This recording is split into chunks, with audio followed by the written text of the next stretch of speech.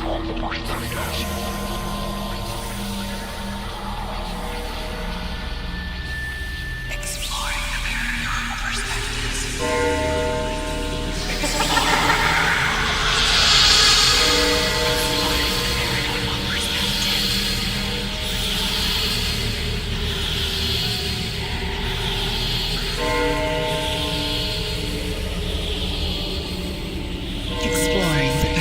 perspectives.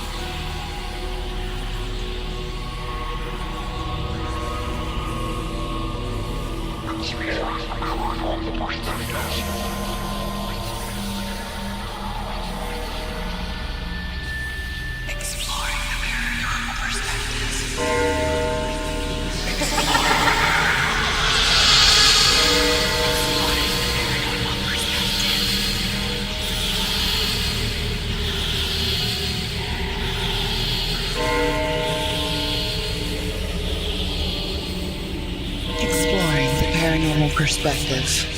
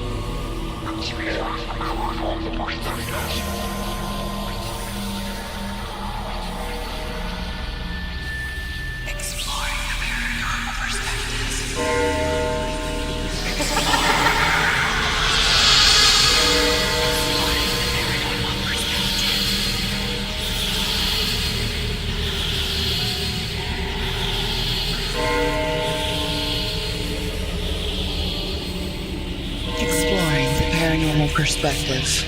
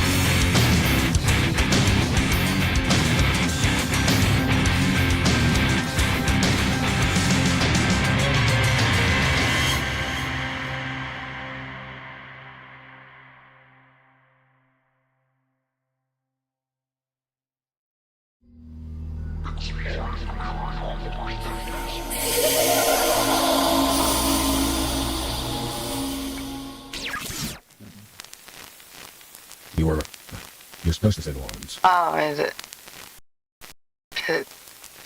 I gotta say that? Yes. Public service announcement. The views and opinions are the opinions. Fuck that bullshit. They are my opinions and my guests, no one else's.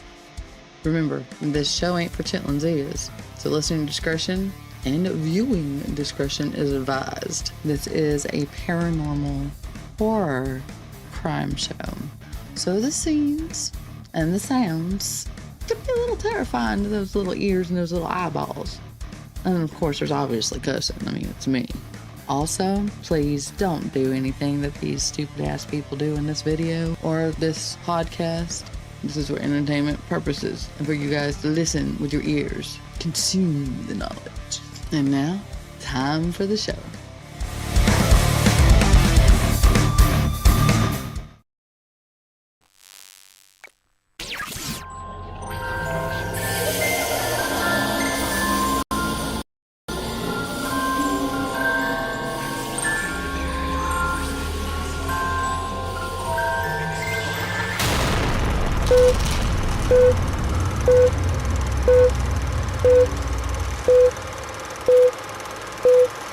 You're,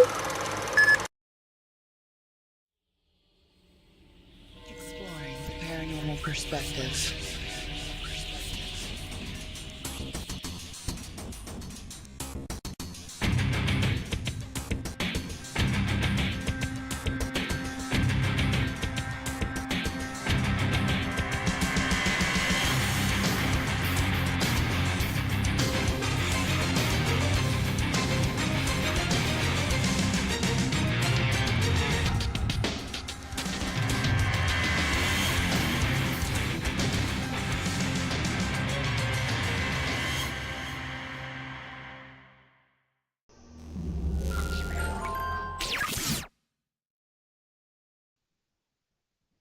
What's up, everybody? It's Shauna with Exploring the Paranormal Perspective and founder of Geeks Paranormal, or you can just call me Geeks. Most everybody does. I have a wonderful guest here today, Russell Reynolds. If y'all don't know who he is, y'all are about to find out.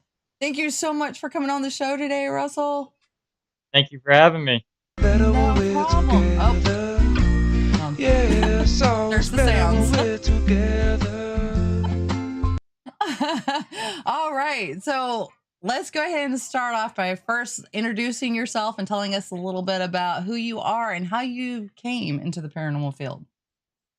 I'm Russell Reynolds. I'm the founder of Beyond Life Paranormal Research Missouri, which it started off in upstate New York as Beyond Life Paranormal Research, which started back in 2006.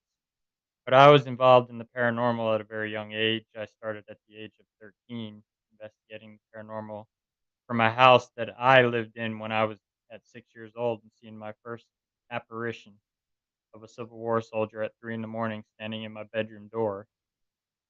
And Wow. the house that we lived in, strange things would happen all the time. You would have a candle lit, there'd be no breeze. Next thing you know, here goes a cold breeze blowing through the kitchen. The dog would bark at random stuff, dig at the wall.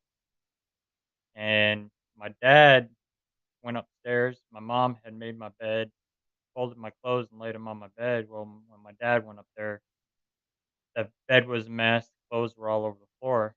And us kids were in school. Oh, So so they, it wasn't you guys.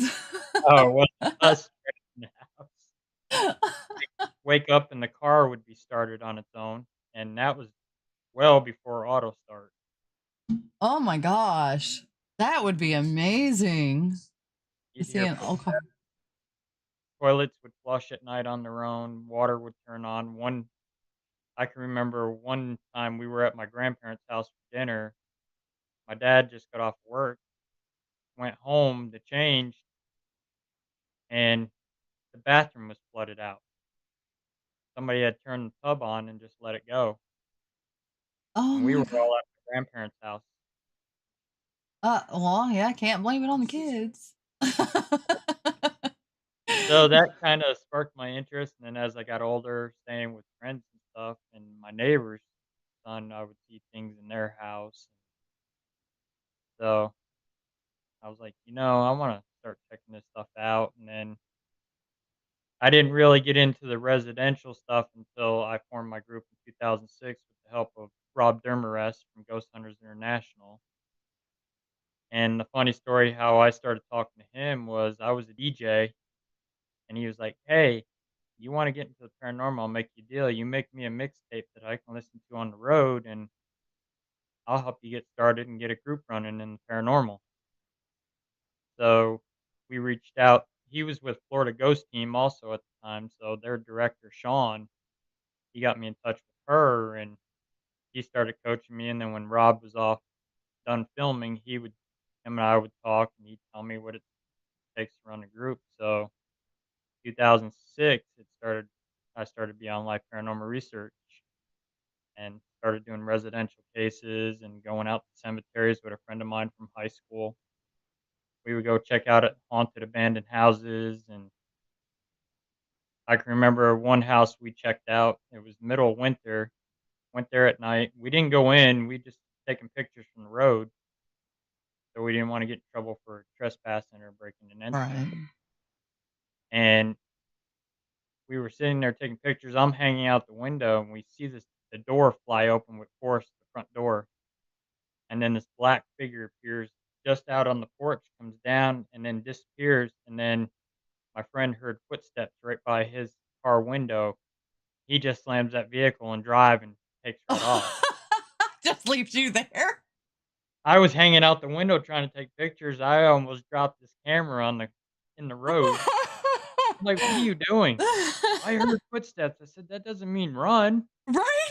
No, you're supposed to investigate that. That's what you're there for.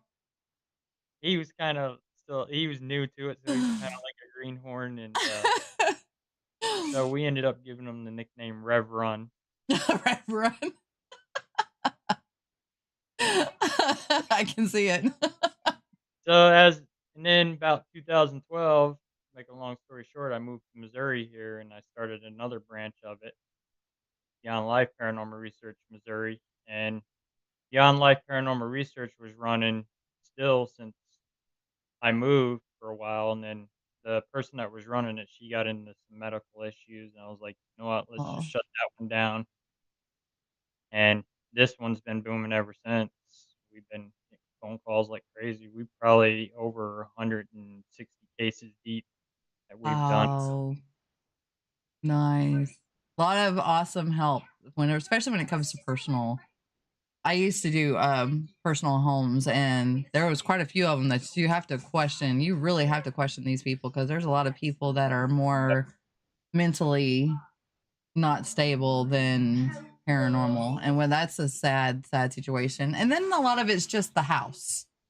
The Yep. house is just so what do you think about whenever that soldier came into your room at 3 a.m.? How did that shape your interest into the paranormal? Because you said you wanted Well, to go more into it, but it shaped my interest because it's something like, "Hey, what's this doing here?"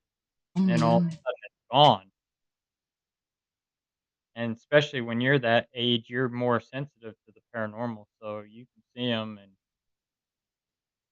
so as I got older, it's like, maybe I this is my calling, maybe this is something I need to do, and yeah. get into it and then help people. And then I started watching Jason and Grant, Ghost Hunters, on TV, how they were doing residential, and I was like, "You know what? Time for me to start doing residential, helping people." Yeah. So you said you saw stuff at your neighbor's house when you got older. Can you elaborate a little bit more on the experiences Uh, that you had? we were there one night, and we seen a little boy bouncing a ball against the wall. You saw him with your eyes? Yep. Was it just you or? No, the neighbor's son was there, Oh, wow. and So, we seen a woman peeking down there. The upstairs had a floor grate for the heat to go up uh, through. uh, And a woman peeking down at us, which was my neighbor's mother. oh, no way. Yep, she lived in the house there, and Oh my gosh. Wow. So, do you personally see and sense things, or is yeah, this? I do. I had a near death experience when I was 12. Oh gosh. I had a seizure and I died and Oh came my back. god. And that helped your gifts Yep, come yep. out a And little bit then more? now, with me doing it for a certain amount of years, I became even more in tune to it, sensitive. And what did your dad think about that? Oh, he goes right along with me. He investigates with me. He's also got the abilities. He died and came back Oh my gosh, when did that happen to him? in the 70s. Oh He my had gosh. a car accident that broke his neck, Oh, and he is so blessed. he woke up to the nuns reading his last rites. Oh my gosh. He was sent back with a purpose then. Yep, and he struggled with his abilities too. He didn't couldn't figure out what was going on, what was happening to him, so there was a school I worked at as a custodian at night, and it was haunted. So the superintendent would let me put cameras out in the hallways while I was working. My dad was kind of a little bit of a skeptic towards it. He's like, "There's other explanations going on here," and then in that school is when he really had his first paranormal experience. He was standing there and something knocked his hat off his head, And Wow. I thought he was joking with me when he said it. I was like, "Oh, you just today, you're just playing with me." And we got down the hallway a little more, picking up another camera, and I'm standing there looking at him. His hands are down at his side, and there goes his hat again. Something was getting y'all's attention. Yep. He's been with me ever since. He's kinda like my right-hand man in the group, and he interviews our clients. He watches our DVR cameras on Oh, investigate, nice. It's always nice when you got backup like that, especially when it's a family member. and he does cleansings, and he works with people with his abilities. Nice. Now, do these abilities come through the line of family members per se? Uh, I don't know, it could. I mean, with us being related to the Warrens, we didn't find out till a couple years ago when we were doing genealogy that we were related to Ed and Lorraine and John Yeah. Zappis, Chris McKinnell, and I studied Ed and Lorraine since I was young. I would stay up. I worked on a golf course when I lived in New York, and I get laid off in the winter. So I would stay up late at night, study Ed and Lorraine stuff, demonology stuff that Ed did, and Mhm. about the demons because I knew I'd be coming across them in my work. Yeah. So Now, did you know about your other cousins before you found out you were related to them, or no, no? we didn't know at all. And I've been friends on Facebook with Lorraine since 2006 when Ed passed away. I never knew Oh, I was related to them. interesting. So I'm thinking with Lorraine's ability, she knew. Yeah, she had to have. She just didn't say anything. Yep. But I never did get to meet him. I've got to Ah, meet my cousin John Zappis, mhm. and then the Johnson brothers. I've got to meet them. Oh, that's awesome. We found out in September we're related to them because of our connection with Lizzie Borden. Oh my gosh. Explain that one. We're cousins to Lizzie Borden. You're just cousins with all of these. Yep. Wow. Especially with your Scottish heritage, your Irish heritage, and your Indian heritage, your Native American heritage. That has got to be a lot of stuff that kind of coincides with your woo woo. I call them woo woo. Your woo woo ability. Well, it all goes back to the 1700s with my one great grandfather, Caleb Reynolds from Rhode Island. And that's where most of the whole family's from is all Rhode Island Rhode and Island. Warrensburg, New York. And Yeah. So in your 30 years, because you've been doing this for 30 years, a little over 30 years, in your experience in the paranormal research, what kind of changes have you observed over the field in the decades? there's a lot more teams coming out, equipment, people relying on technology a lot more, and with the meters. Now you've got these music boxes and spirit boxes, and back then when I started, the only thing you had was a camera and a little digital recorder. You can buy a little $15 EMF detector on eBay. So all these different changes and all these different things, what do you think about them? Do you think they're a total hoax, or do you think that Uh, it's just best? some are and some aren't. I mean, there's some equipment that things come through. I can't even explain it. But I mean, like your K2 meters, I don't trust the K2 meter. That's an electrician's tool. Mm-hmm. That was brought on by Grant Wilson. Hey, look, we got a new tool to find ghosts. Well, electricians been using that to find current in the wall for wires. So, Yeah.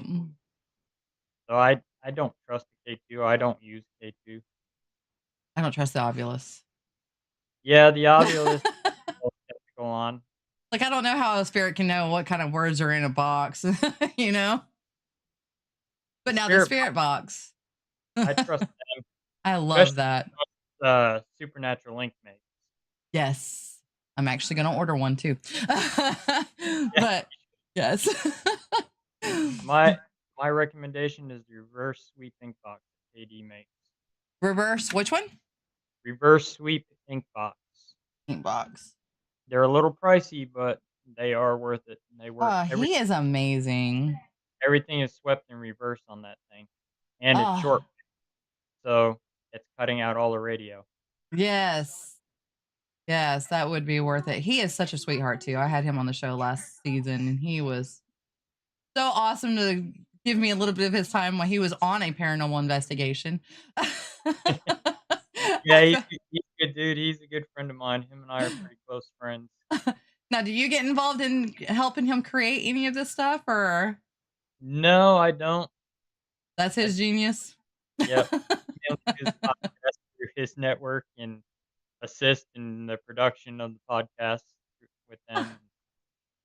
Well, can you share some of your particularly memorable like investigations that you've gone on?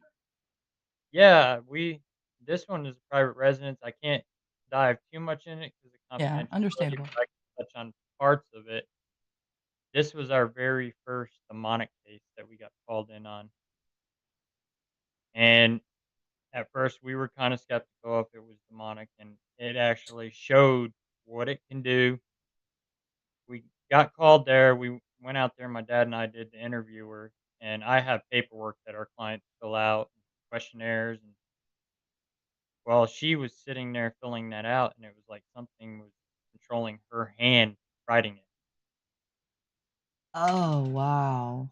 and this client has a bad history, bad past, and that's what your demonic feeds on. It finds weaker people that have past trauma, and this person's mom played with Santeria and all that stuff, and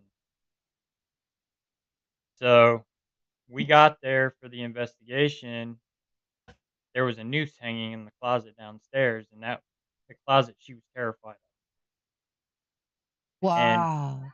we went down there, opened that door, and there's a noose hanging there with several different size nooses on it. And we opened that door, and right away, it was just like a switch just flipped.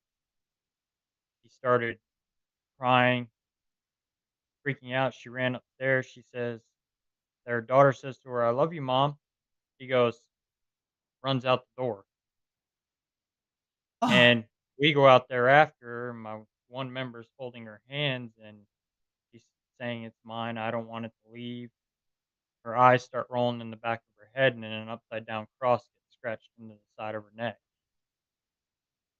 oh my gosh. Were y'all And able to get this on camera and stuff so you could yeah, research? Oh my gosh. yep. And it took a matter of 6 months to get her back to where she's able to function and have a normal life again. Her husband's a real nice man. He's a firefighter, EMT. He's gone most of the time, and she wanted to kill him. He hated that man, Oh my god. Probably because he loved her so much. and he's one of the ones that he said to us, "You gotta help my wife." I said, "You got my word on it. We'll help your wife. We'll help this family out." Because they were on the verge of losing everybody. Now, was this before you started training? Because you are training in demonology, right? Yeah, this was right when I just started training. Oh my gosh. Now, did you mess with anything like that before you started training? No, we never came up across anything dark. Anything dark like that, I usually just passed it off. Yeah. Now, would you recommend most paranormal investigators doing that? Yeah, if you can't control a situation, call somebody in that can. Yeah. Get a hold of clergy, get a hold of a demonologist, Now, how long you and been training for it? it's been about 10 or 12 years now.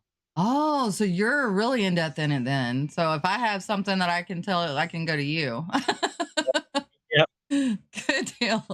I And usually go to Padre Casey, but or Rich, but if it's still something that's a little too stronger for me to handle, I will pass it off to Farah, Mhm. and she's got her connections, and 'cause she works for the diocese office in Springfield, Missouri. Good deal. She assists in the exorcisms and all that. So if it's something like that, because I'm not ordained or licensed, I'm just kind of the verifier Yeah. goes in to verify it, what's going on. So once you go in to verify what's going on, you pretty much say, okay, yeah, I believe this is demonic. I need you guys to handle it. Yep, if it's not a possession and it's just kinda showing me what it can do, that's something we can handle Mhm. with doing a religious cleansing. But if it's already to the possession stage, then that's where they have to step in, we have to step out. So because they have to do the exorcism. Yep, and that has to be sanctioned by the church and the bishop, so Oh, that's very, very awesome to hear that because that's what I did. Whenever I heard anybody say, I think it's demonic, it's like, well, I need to refer you to somebody else because that's not my forte. and see, the demonic stuff is very rare.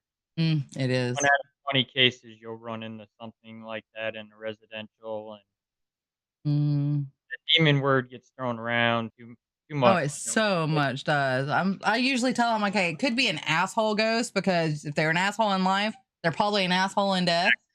So, And even your residential, if they lived in that house once, you're like a burglar to them, you're trespassing in their territory. What are you gonna wanna do when a burglar breaks in your house? You're gonna wanna hurt them to get them out of there because you're feeling threatened, yeah, and that's the yeah, same with these ghosts.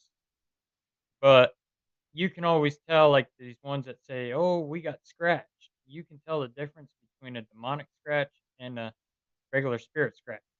you can. I mean, some Demonic people thought, oh, go ahead. Go ahead. demonic scratch looks like razor blades being cut through you, where a regular spirit looks like fingernails. Really? I didn't know that. Yep, Now, because I've you're asked to be scratched before, just, like, okay, don't cut me, but scratch me so they can see that you're here. I'm not doing this. But people call me crazy for doing that. But and your demons, they've got them long nails. yeah. Oh my gosh, that is kind of scary when you think about it because if it does break blood and it's like a razor blade type cut, that is very interesting. One way to look at it. Oh my gosh. Now, where in Missouri are you based out of? We're north central Missouri, just an hour from Kansas City. Oh, just an hour from Kansas City? Yep. And what is some of the most haunted locations that you've been to that you were surprised to find any findings at? Uh, Most haunted with Missouri State Penitentiary was one of them. We've done that So awesome. twice. I love that place. I've only been once, but I loved it. We've done we've done Waverly Hills Sanatorium. And where Uh, did you get a lot on that one? Because a lot of oh people yeah, say they've been there and they don't get anything. Well, it's just like any other place, ghost well art we circus. hit it just right. We got a thunderstorm came through right as we started. Oh, you got lucky. We got a thunderstorm that came through and it kicked up activity. That is one place I will never forget what happened to me in there. Oh, what happened? I got pinned to a surgery table at Waverly. No. Why? What were you saying during the time? We were doing a little role play. I said to my one member, I was like, "Hey, I'm gonna lay on this table, wheel me under the light. I'm gonna cough, play like I'm sick, and you yell out for a doctor." Oh no. So he did that, and I'm laying there on the table, and I'm coughing, and he's like, "We're gonna lose him. We need a doctor in here to help him." Next thing you know, the motion light in the doorway kicks on, and we hear 2 loud female screams in the hallway right outside the door. And my initial thought was text that other team we're with and find out where they're at. They're not near us or anything, and they were up on the 5th floor on the other side of the building out on the roof doing an Estes method. And I went to sit up because I heard a noise and I couldn't move. I was being restrained to the table. Oh my god. Oh, were you scared? No, I wasn't scared. It was like, okay, it's working. We're good. Put the camera over here. And I was actually filming on my phone. I had my phone up on my chest and I was filming. Did you get anything on it? Yeah, we got some audio. We caught a few things. and we heard you can hear like nurses and doctors talking in the audio. Oh, like they were trying to actually help you. Yep. Oh, that would have been so incredible.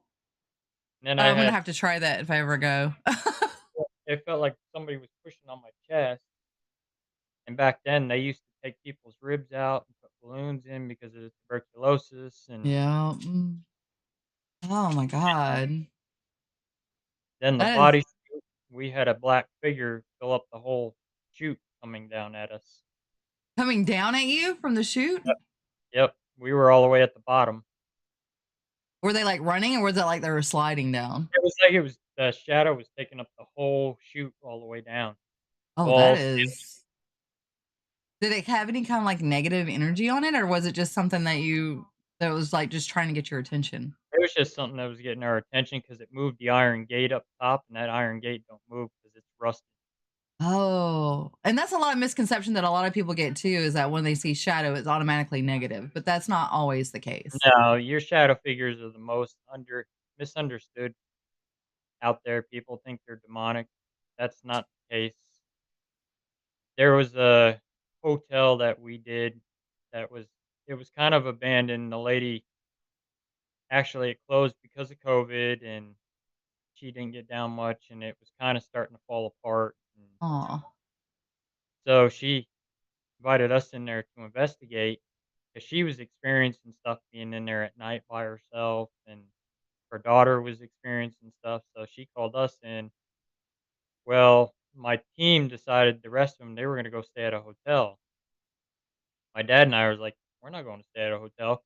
We're gonna sleep we're right say in here. here. Yeah, we're staying here." And there's no water or electricity in the place. We had a generator running the cameras. Well, about 3 o'clock in the morning, generator runs out of gas. The little storefront we're staying in goes dark. Oh Like, no. I'm half asleep. I was like, "I'm not putting any more gas in it, starting back up. It'll be fine till morning." And she has a couch there. I'm laying on the couch. My dad's in the chair. He says, "Hey, wake up." I'm like, "What?" He says, "Look in the doorway. There's this big 6'5" black shadow figure standing in the doorway looking at us." Now, did that give you negative energy? Yeah, I didn't feel No, negative with it. To me, just I wanted felt like to vote. it was the former owner because he was a big 6 foot burly German guy Oh, that used to wrestle, and we figured that it was him. He was checking on us because we're his guests, and the power. aw. See, that would have been awesome if your cameras could have caught that. And we caught some stuff out of there that we went back. It was me, my dad, and 2 other members. We went back to just walk around and investigate, and we were standing in the one lobby part talking to the owner, and my dad rings the old hotel bell, and he goes to sit down, and this big white light cloud just goes around him. All of us in it couldn't explain it what was going on, Oh, wow. That and is interesting. never seen anything like it. That was the first time we spotted it. And But you that never seen night, anything like it like that anywhere else? no. Oh my goodness. And so we finished, started investigating. The owner left. I started ringing that bell again, calling for service and room service. We started hearing footsteps upstairs in the library. I was like, we're all listening to it. We're like, we need to go up there and go check that out. Well, we went up there, and 2 of my members stayed in front of the library, and I walked towards the back of the library by myself. And you hear this loud metallic clank.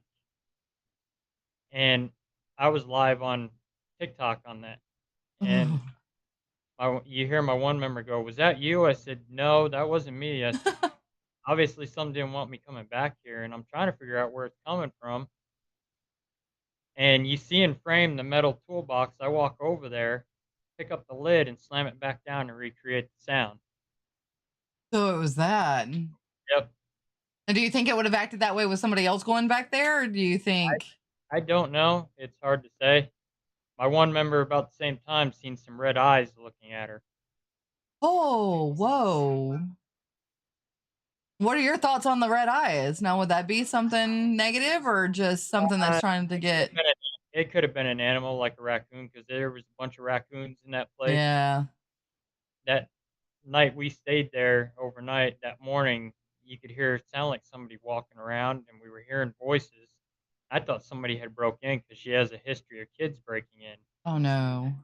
She had a 14-year-old boy break in there with his buddies, and the buddies started terrorizing the place and trashing it, and Rude.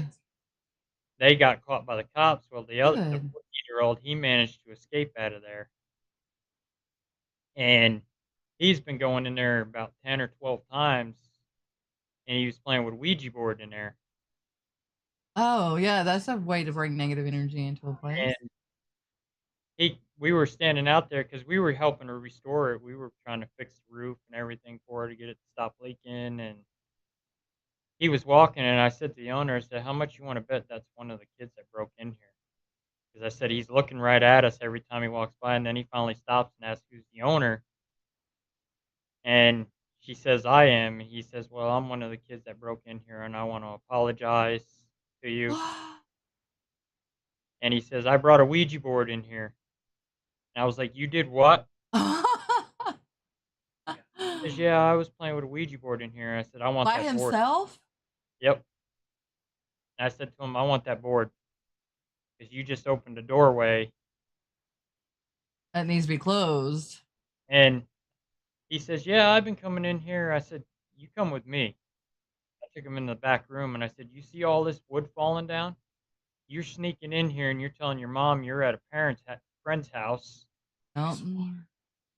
One of them beams falls on you and kills you. The owner doesn't get down here all the time. You'll lay in here for weeks or months before somebody finds you." Yeah. I was like, "You Ew. don't ever go in. If you wanted to come in here, maybe you should ask her permission or ask her if you can go with us. Yeah. But don't just go and break into a place like that." No, you always gotta have permission. That's the biggest thing that irks me more than anything when it comes to paranormal peeps talking about how they just go into this property and nobody knows that they're there. And it's like, somebody owns that property. Why don't you ask for permission? Be respectful because you're giving us a bad name here. Yep, it ruins it for the rest of us. Yeah, it does. Especially some of these awesome haunted places that have been broken into numerous times. I know there was one place close to where I live that people were going to all the time, but they were going there without permission. So the owner of the land got a gun and started shooting at anybody that comes across the property. Hmm. So you can't even go ask for permission anymore. Hans Mill, the massacre site, was the same way. The kids would go down there and camp, party, bring Ouija boards down there because they know it's haunted, Mhm. and they would tear up the yard down there, and cops would be down there all the time trying to catch them. Hmm. Finally, they got smart and they put up fences all around and a gate so you can't drive in there. You can only walk out in there. And there's a well on that property that's filled in, Oh, and that well's got bodies in it. it does? Yeah, it's got 17 bodies in it.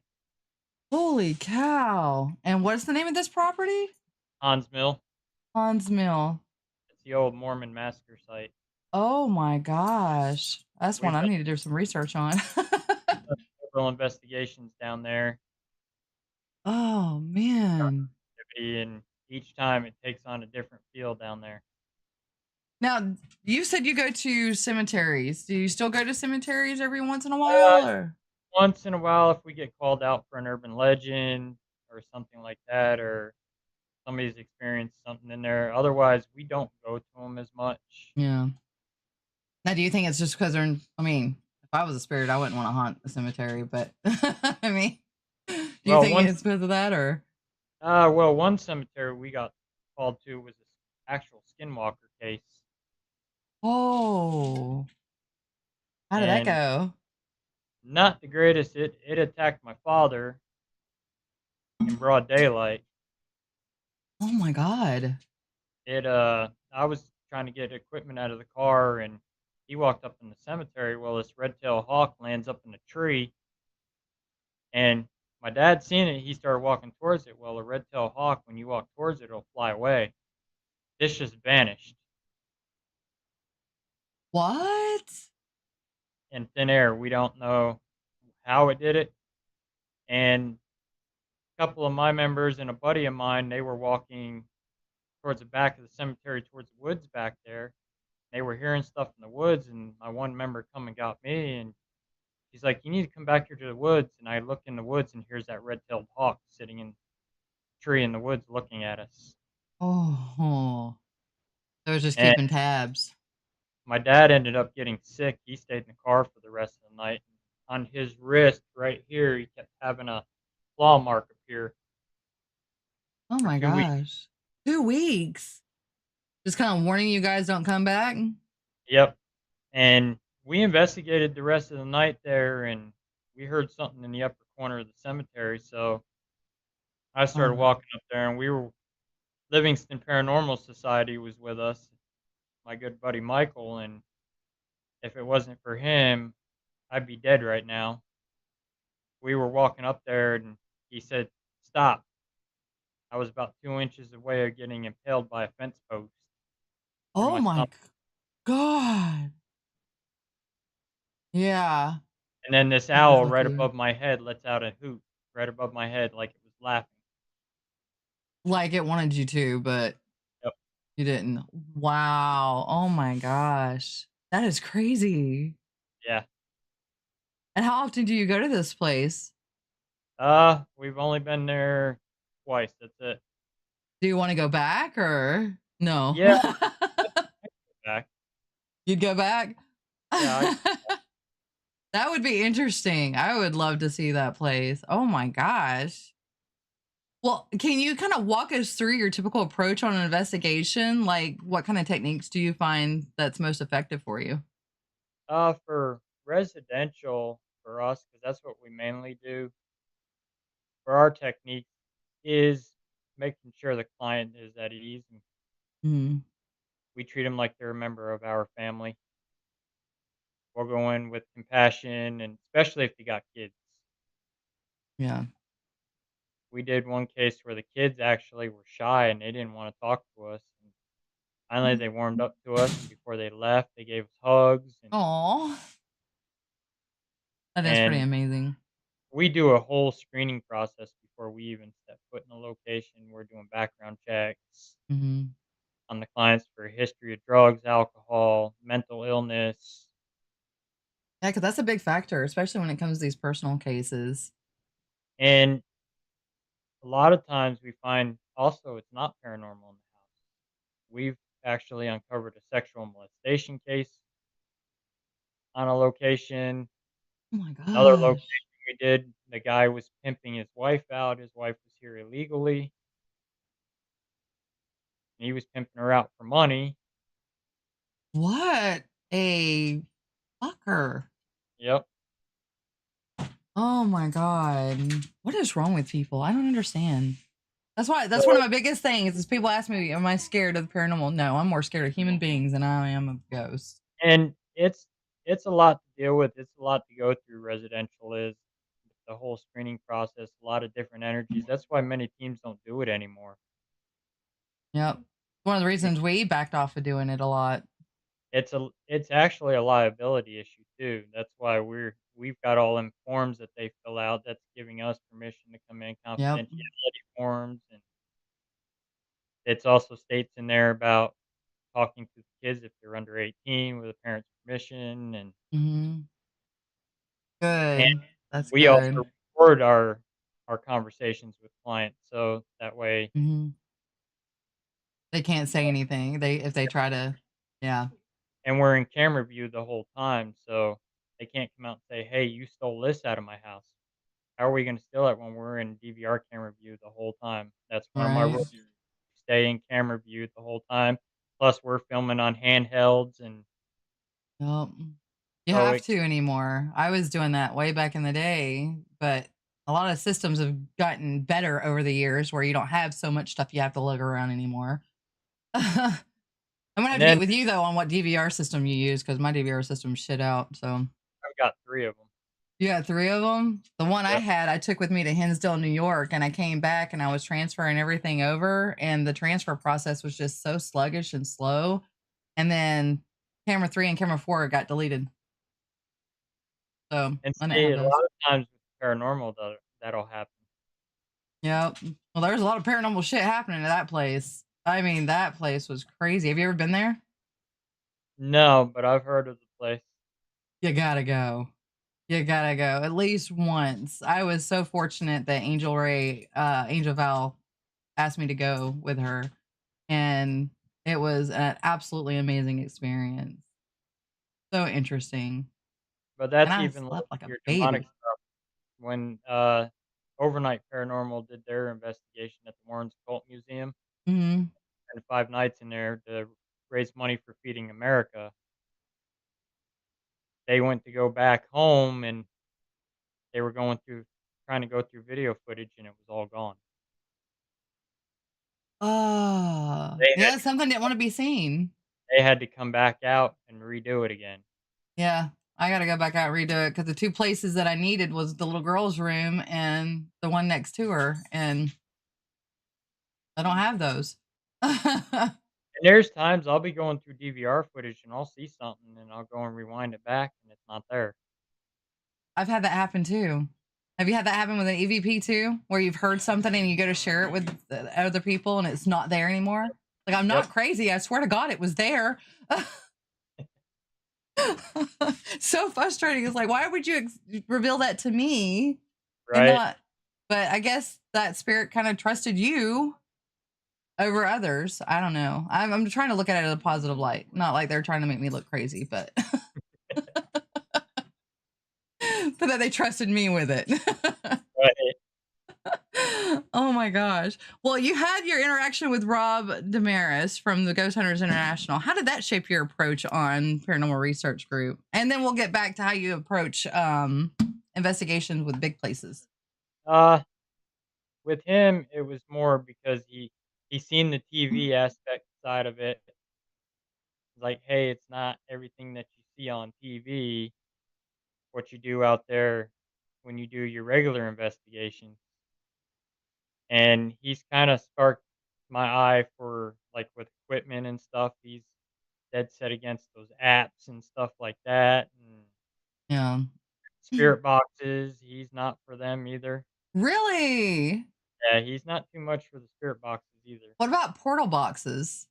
Uh, I don't think so. No? Oh my gosh. His is more the recorder, In a notepad, video. and himself. Yeah. That's what he loves to do. I love to do that too, just video and digi. But I love the spirit box. When you get that automatic response back and you're keeping a conversation going, it's absolutely phenomenal.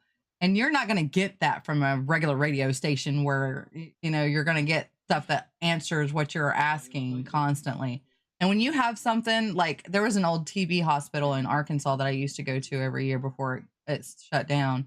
And look at me, I got piercings and different color hair. Well, back in the 1900s, you're not going to find a woman that has tattoos, piercings, and different color hair. So they called me freak when I first started going there. Well, I went back and I was like, well, do you remember me? And it was more of an endearment, like, freak. Yeah. So when you get that kind of response through a spirit box, it kind of makes your heart pitter patter a little bit. And then too, with like your older ghosts from the 1800s, they're not going to know what a spirit box is. They're not going to know what a millimeter is or digital recorder. Right? And that's where you need to think outside the box. Like pendulums or stuff like that. Do Yep. you use those a lot?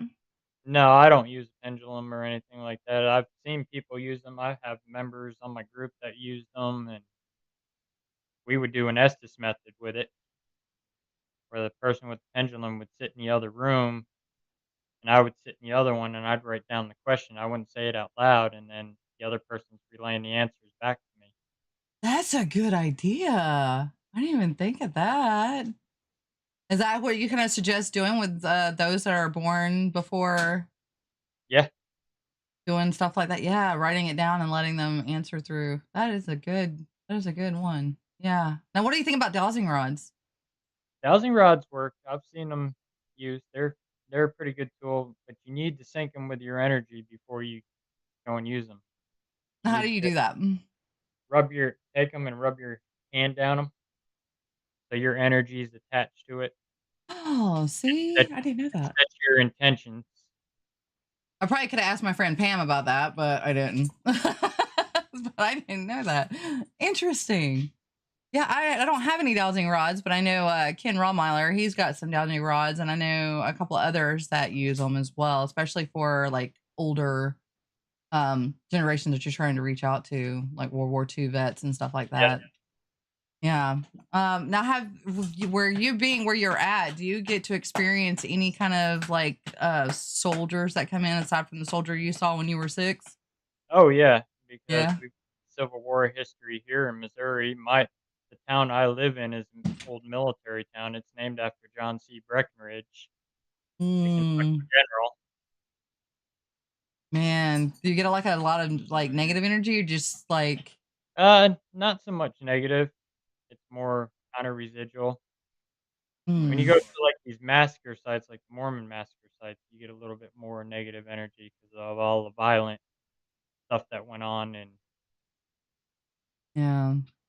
Now, like a go ahead. case in Austin we do is tied to the Mormon massacre, the Battle of Crooked River, and then there's history of Native Americans, slaves, voodoo on that Mhm. property, Jesse James. Wow. Yeah, I bet that would be interesting to investigate and get all Oh, that you information. hear gunfire all hours of the night out there. You'll hear Really? Oh my gosh. gunshots. Crazy. First night we investigated out there, we got called into their house to investigate. And we're about 10 o'clock at night, we're hearing sounds like a war zone. And I asked the owner, I was like, "Does this happen every night?" He's like, "Yeah, just random." And next time it started again about 1 in the morning, then again at 3 in the morning. Well, how can you tell it's that and not somebody actually going out and shooting? You can hear the difference in the caliber rounds, Oh, yeah. that it sounds like an older style caliber than Yeah. what you're Like heard a most. musket instead of an And then actual gun. cannons. Yeah. Somebody has a cannon on their property, there's a problem. And the Mormons had cannons, they stole cannons from the military, that was one of the reasons why they got ran out of Missouri, Oh my gosh. because they were afraid they were gonna start a war and the Mormons were taking over the areas, so the militias Oh. rode in and started running them out. Yeah. Where the case of Hans Mill, they didn't even bother running them out of there, they just started shooting Ugh. and slaughtering them. Oh my god. That is so sad. And most of them that did make it, the 2 head Mormon guys, they made it up north. One made it to Illinois and the other one made it up into Iowa, and the one brother, they caught him and they lynched him, and then Gosh. the other brother made it back to Missouri, and he made it back over to Crooked River and tried to start a settlement over there, brought a Mormon colony over in there, and they found out about it, and that's when that war started over there, and that's where he Oh got killed. my goodness. That was just a string of Yeah, it's death going on right there. So, what's the difference in how you investigate the private properties compared to the bigger places? the bigger ones is more we won't set up the DVRs because it's too much to cover, and you're limited on time anyway, so we'll Mhm. walk around with the handhelds, get our tour, but we don't focus on where they say, "Oh, these are the hot spots." Right? We go off to other places because there's other places that get missed. Everybody's focused on they hear the history, "Oh, this spot's really active. What about the rest of the place?" Right? Especially something like Missouri State, that whole place is haunted. It's not just one No, particular spot. it is not. Now we did get one spot in building 4, I believe it is. It's the one that looks like a big cathedral. Yes. Cell 13 is where we were in, and we were playing a game with them in there, and they were just conversing back and forth constantly in that cell. It was amazing, the energy. But not only that, but at the gas chamber. Mhm. What's your thoughts on the gas chamber there? Because the gas chamber was really eerie. Yeah, that was a pretty interesting. We locked ourselves in there and did a spirit box session. We said, "What are we doing in these chairs?" And it said on the spirit box, "Die." Oh my gosh. We did a reenactment because it was the night that one of the prisoners died. And right at the mark, I was the one that yelled, "All right, it's midnight. It's time for you to die," or something like that. I can't remember exactly what I was supposed to say. But and then I banged on the wall 3 times, and it just like the heaviness that came after I did that was just phenomenal. And I'm just sitting here going, because it's just amazing. The d Somebody in the chat said that they had to go outside of the gas chamber because they couldn't Yeah, handle it. it can get overwhelming in there. If you're claustrophobic, it will, Yeah, especially now that they bring you down there in groups of people because they don't just let you down there by one at a yourself. time. Yeah. They've had too many people breaking in and We actually caught a picture of someone. We had 2 people in the gas chamber, and one of the guys that was with us took a picture inside the gas chamber, and you could see as a silhouette kind of someone. And we debunked it for days, trying to figure out who it could be, what it was from. And we saw an image of one of the guys that died. It was Thomas More, wasn't it, Pam? Thomas More. It looked like a silhouette of Thomas More, which was one of the prisoners that died in there. And that was actually him. That was his night that he died is when we went. And it was just crazy because we Jenny did everything we could. Jenny, the tour guide's actually got a picture of a figure peeking over one of the catwalk rails looking down. Now, was that in the women's block or was that in That was the in that was in Cell House 4, the oh old oh yes, with all the shadow figures in the back and everything. Oh my gosh, you'd see right? the shadow figure up on the catwalk. The team that invited us, 2 of their members went with us, and we were up there, and she kept seeing a shadow darting in and out of the cells, so I said, "Just keep an eye on it, I'm gonna head up there." I go up on the catwalks and never did see the shadow, it disappeared, so I started pacing the catwalk like a guard. I got right above them, and I hear her go, "Damn it, something grabbed me by the leg." But Oh, prior to that, we went to dinner with them, and my dad told her, "You are gonna get touched tonight in that prison." he knew. Yep, he knew it, and she freaked out, and I said to her, I said, "Don't get alarmed because you are a woman in a black cell house," and she was a black woman, and I was like, "These men haven't seen women in years, so to them, they're happy to see a woman. Of course, Yep. You you're are like prime meat. yeah, you're a conduit to it." And we were there again last summer with, Ed and Lorraine's group. They brought the artifacts out and Get Haunted, and we were at that event out there with them.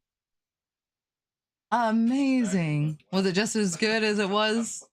Oh, yeah, especially with them artifacts there, they brought the shadow doll, the fire doll Oh, out there. They brought the dinosaur that possessed the little boy in The Conjuring, The Devil Made Me Do It case. oh wow.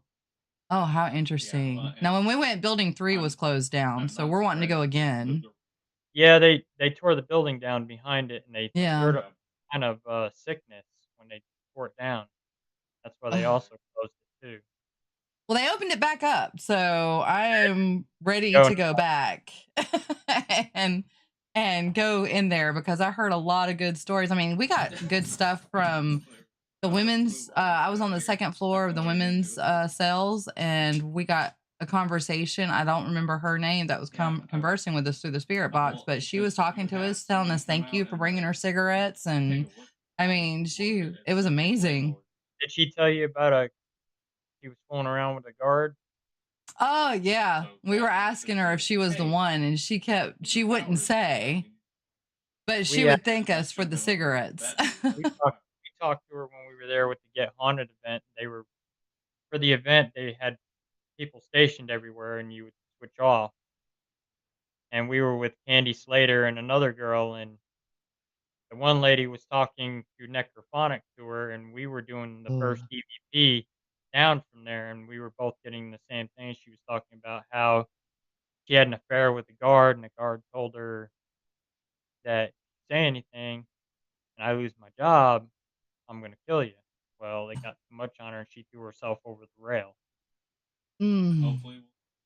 And as we were getting ready to switch off again, we were walking downstairs. We seen a shadow peek around the bottom cells in the hallway, and myself and a couple other people went towards it because we seen it.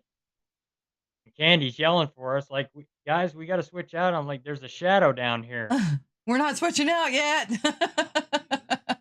and I don't know if they ever caught it on their SLS. They left their SLS right there recording. So, Oh, amazing. They probably did. and then right after that, we went down to 3D with Next of Kin Paranormal, and we were doing dowsing rods and human pendulum. Oh, got a lot on with that?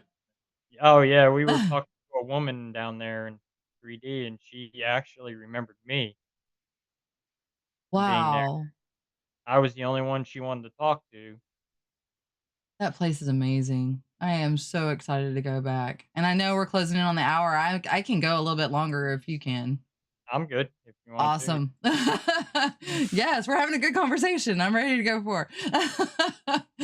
But yeah, the Missouri State Pen is one of the ones that I'm really looking forward to go to. I know that there's a couple of more places that are opening up. Like I heard Leavenworth was Hmm. opening one of theirs and would love to go there. I mean, I'm ex-military. I was in the chemical corps and I know they changed. I can't remember if they put the chemical corps over in Leavenworth after they closed um McAllen down or if they moved it to another place, but I'm wanting to think it was Fort Leavenworth. But I would love to go just to experience the paranormal that's there because you can only imagine. Oh yeah, that prison was a bad prison. Oh yeah. Oh yeah, especially for military because that's where a lot of military people went when they went AWOL and Yep. everything else. So yeah, that would be very interesting. My friend's Also, go boyfriend ahead. was in my friend's Oh, boyfriend, a prisoner in. really? Yep. Did he say some of his horrors that happened there? He never really talked about it. Uh, I probably wouldn't want to talk about it either. There's another place opening up though, the Aurora Brothel. Have you heard of that? Yep. Yeah, we're actually Ken has stuff to go to that, and I'm kind of forcing myself on them because I want to go too. But he's going in August. But yeah, I would love to go back to the Missouri State Pen and have a lot more people that are into this going. Maybe if you would like to go with your crew, we could get together and try to pick a date. Yeah. Yeah. Awesome. Pam, you heard it. Write it down so I don't forget, please. She's part of the Unbuck Paranormal group that does the podcast that we do. We're co-hosts on the podcast on Tuesday nights. I would probably love to try to get you on that as well. Yeah, definitely. Awesome. Awesome. She says cool. Now, you she said will do. Can you kind of explain your role as the team lead for Cold Spotters Missouri and how that organization kind of differs from Beyond the Life Paranormal Research? Cold Spotters is more they're like events and stuff, and they've got teams scattered through the whole country. I mean, they've got teams in Europe that are Cold Spotters. They picked us. It's anybody that's legit into the paranormal field that they don't pick just anybody off the street, Amanda, don't. You have to Yeah. be legit, stay busy, stay active, and that's why she asked us to take over Missouri, so now we're also Missouri Cold Spotters. If we get a Cold Spotter case they do for Missouri, it'll go to us. and that one will be separate from my group. All the findings will go to Amanda and Cold Spiders. Oh, okay. So that is totally separate from Beyond. Yep. Okay. Well, that kind of makes sense, especially when you're doing stuff like what y'all doing to help people out. Interesting. Now you've founded Beyond Life Paranormal in 2006, Yep. and where were you at in New York when you founded it first? I was in a little town called Callicoon, New York, which is an old 18. Okay. And how's that evolved since moving to Missouri? It's actually picked up quite a bit for us. It went from when I came here in 2012 to basically starting over again. Yeah. And next thing you know, people are like, "Oh, he's out there now," and they're just calling me left and right, and we're heavily advertised, and we get sponsored by Nesper. They promote us quite a bit too, and Awesome. Oh, Pam said, wait, Cold Spotters? I think someone from them reached out to Jess about Bordertown Paracon. that'd be me. Wow, what a small world. Yep. We were supposed to go last year to it. We were booked for it last year, and then we ended up getting booked for the Warrens Paracon out in Gettysburg. And it was the same weekend. Oh, man. So I reached out to him for this one this year because the Well, Warrens, sweet. I'll see you at that one then, because I'm there every year. the Warrens they're not doing their Paracon this year. They're taking a break because we're all going to be at Rock Island Paracon Oh. in Illinois. Oh, wow. Interesting. I want to go to SilCon, but I haven't decided because Santiago Cirillo does one in Paragould, Arkansas, and he ended up doing it the same time as SilCon. And he's a military brother from another mother for me, and I'd love to go to his and SilCon at the same time, but I can't do both. So I gotta figure that out. But have you ever been to SilCon? Have you been to any other conventions aside from? We've done Omnia events that they do in Kansas City and Independence. We've done those. We've done Echo Spirit Con, which is my friend Susie Zern. That was her very first one last year. We did that one. We've done the Orange Paracon. Now, do you do a lot of like local Paracons or do Yeah, you we do. travel? We do that, and we do travel. Like this year, Awesome. we're going out to Smoky Mountain Terror this year, Oh, you're going to a Tennessee, beautiful place. and right after that, we're going to the You're a Shrine event. What is that? That is a big haunted place. They've got all kinds of haunted objects in there. Everything is welcome there, dark, light. Awesome. It'd be my Cool. first time going to the shrine and checking it out. We're going out there with SRS Paranormal and Outlaw Paranormal. Oh, sweet. Yeah, I have Outlaw on my TikTok. I saw where he was in the hospital Oh, not too Jimmy, long ago. yeah. Yeah. Oh my gosh, bless his heart. He's He's like, got, surprise he's, everybody, I have a heart. he's, he's a good friend of mine, Jimmy, and we're going to do some stuff together. I'd love to get him on here too. I've got to reach out to a lot of people. I've just been slacking. I'm so a procrastinator. I hate that about my life.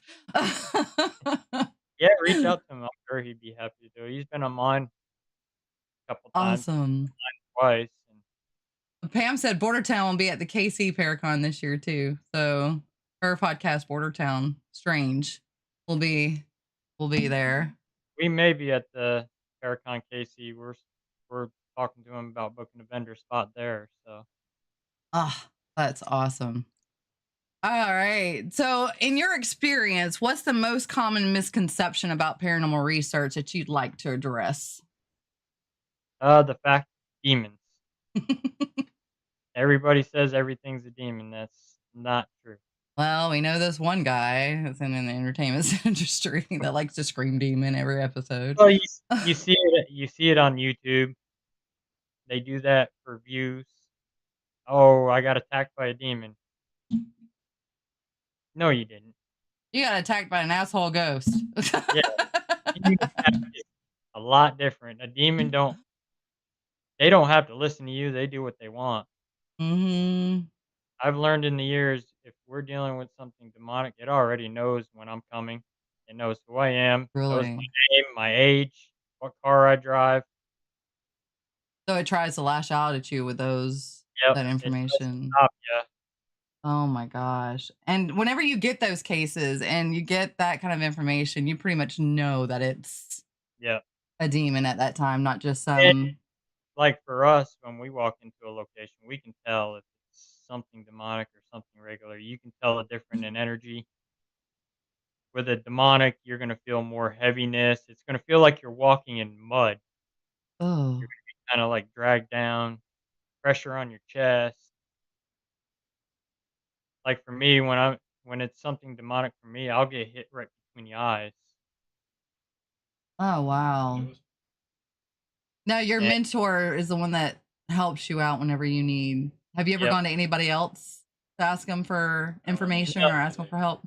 no, No? just Farah, and then I've studied Ed stuff, his books, and Lorraine stuff, and I talk with Keith and Carl Johnson quite a bit because 'cause they're both demonologists, and they've dealt with the Conjuring House before Ed and Lorraine were in there. Oh, the Conjuring House. That's got a lot of whiplash here lately on that one. Yeah, and I found out a little bit of history on that my family used to own the Conjuring House. Really? Yeah, it was one of my, Kenyan lines used to own that house before the parents did.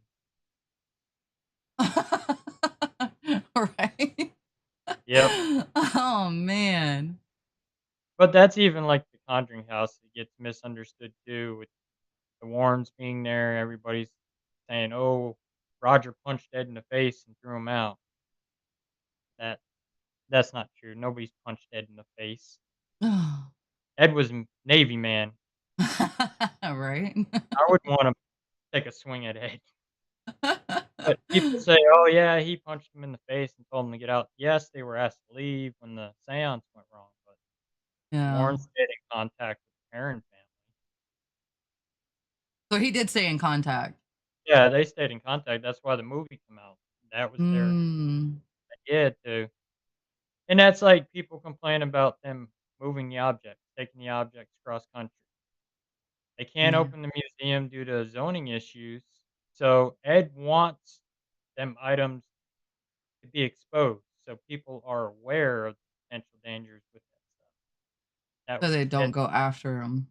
So that's why they decided now they'll take them across country and talk to people about them. And now they're decided to bring in Annabelle across country.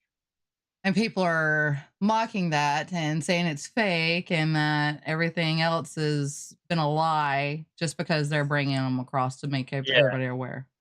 and Annabelle is legit. She is not a lie. She's hurt people. She hurt a priest. Ugh, that doll is scary just looking at her. My daughter has a replica. And And I'm just like, Annabelle was at the Warrens Paracon, and we saw her, and she said to me, "So we meet again." have you met this doll before? In dreams, I was watching a video of Ed's, and I looked her in the eyes. You can telepathically communicate with her that way. I saw her when I went to sleep that night. Oh my god. I was talking to Dan Rivera about it, and he says, "Yeah, that's happened to people." And how did you feel whenever that happened? I was like, "Not today, Annabelle. I will." I rebuke you. You get away from me. Yep. I Oh did a my se- gosh. I did a session with the Shadow Doll Really? when it was out here at Missouri State. Now, what do you think about a lot of these dolls that people are bringing out saying that they're haunted? I If you don't know what you're doing, don't play with them. We collected some haunted dolls from a location, and one is highly demonic, and It actually we did a session with it at a Paracon the next day. They did a double Estes with that doll, and that doll made a whole room go dark. Oh my gosh. Now, do you And keep dolls in a separate location or do you keep it in I your house? I send them off. Oh, you send them off. The other dolls that came with that doll, they're in the Warren's Occult Museum right now. Ah, yeah, smart move. Even the one in the red dress, she was the other ringleader of it too. And Mm. when we had him at the Paracon, we had him out on the table, and there was a team sitting across from us. They turned on the equipment, and it was coming across their spirit box. He lied, beat him with a shovel, murder. Oh my God. And then she come over to talk to us, and the one little doll was messing with her heart. She had to walk away. Oh my God. Jeez. Like I know a lot of people, especially like the Booth brothers, that Christopher Mm. St. Booth will grab a lot of stuff. Oh, And I'm like, dude, how do you do it? He's such a good friend of mine. I mean, I love that man to death, him and his brother both. But it's like, how do you do it and stay sane?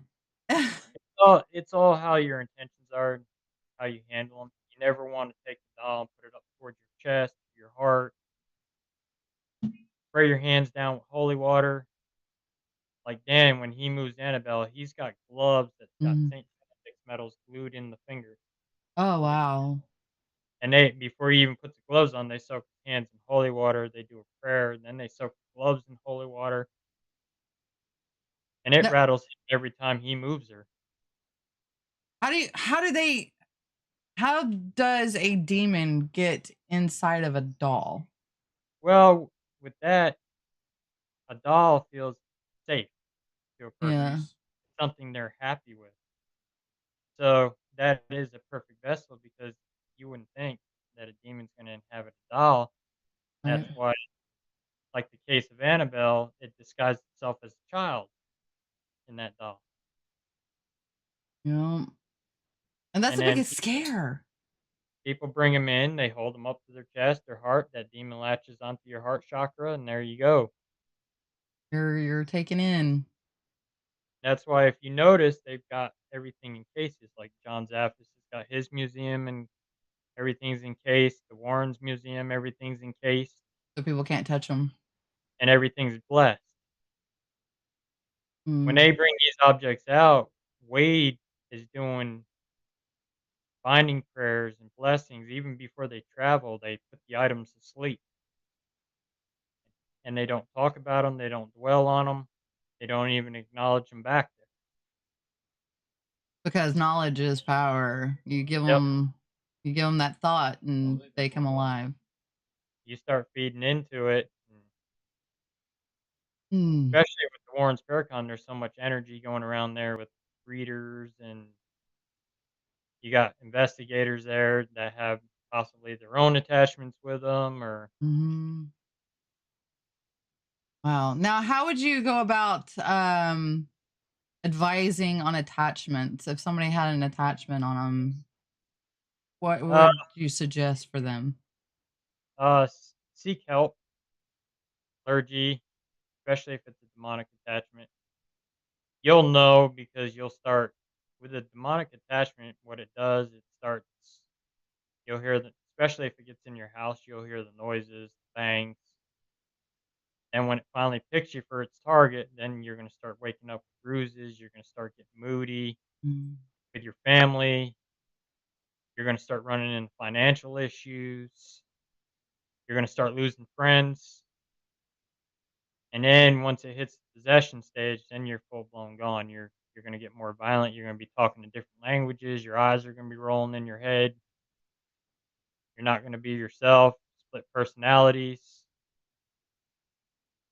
Oh, mm. So clergy is the best way to go. Yep.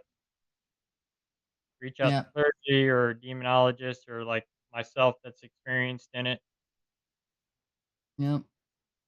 And if y'all don't know anybody, you're more than welcome to come to me and I'll send you over to the right people or go to Russell and I'm sure he'll help you out. Yep. We travel all over the place. We don't just stay in Missouri. So Well, how do you balance the skepticism and belief in your investigations? Like, how important is it to maintain that objectivity in this field? Well, we like to debunk first. Mm. They say, "Hey, this door is moving." We're gonna try a rational explanation, see if it's suction from another door or the house. Like my dad and I both have a construction background, so Oh, so and you electric, so that helps out a lot. and even plumbing, so that kind of helps out with the residential stuff too, because we can go in floorboards creaking. They hear this Mm. creak every night. We walk over there, step on it, you can feel the floorboards loose. And your old houses, when it warms up, it gets cold. Temperature change in that old wood swells, gets moisture in it, it starts popping and cracking, and So that's normal stuff. So it'll just pop and yep, crack and squeak whenever the yep. temperatures change, rise and fall.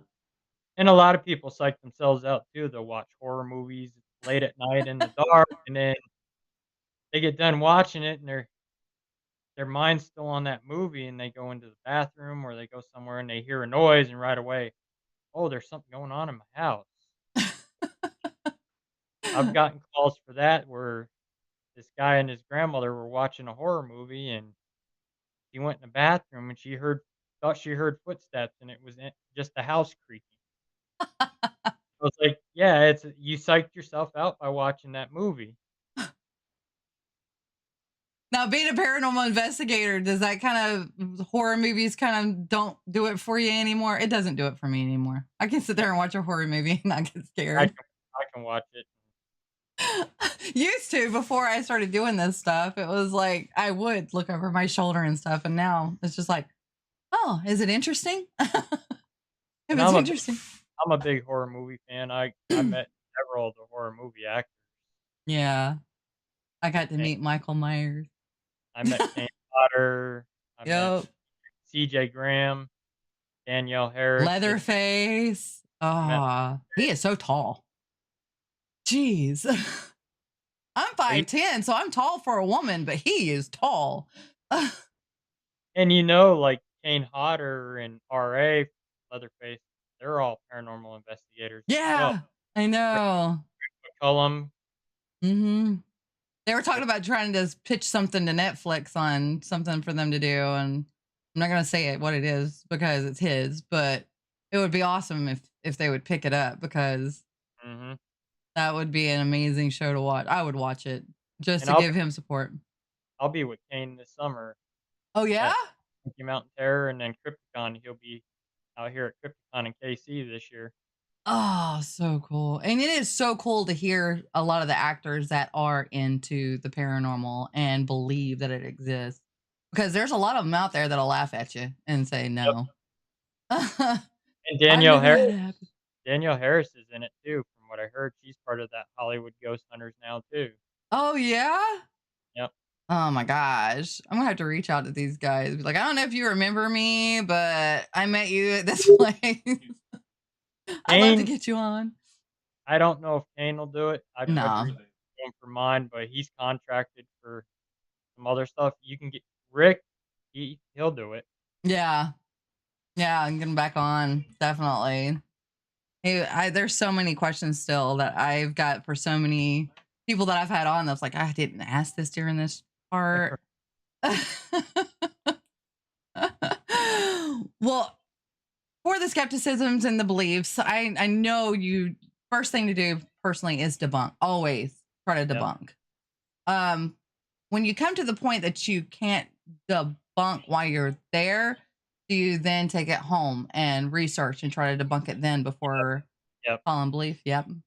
Yep. I won't tell a client. We don't tell a client what's going on. We'll get clients that ask, what's going on?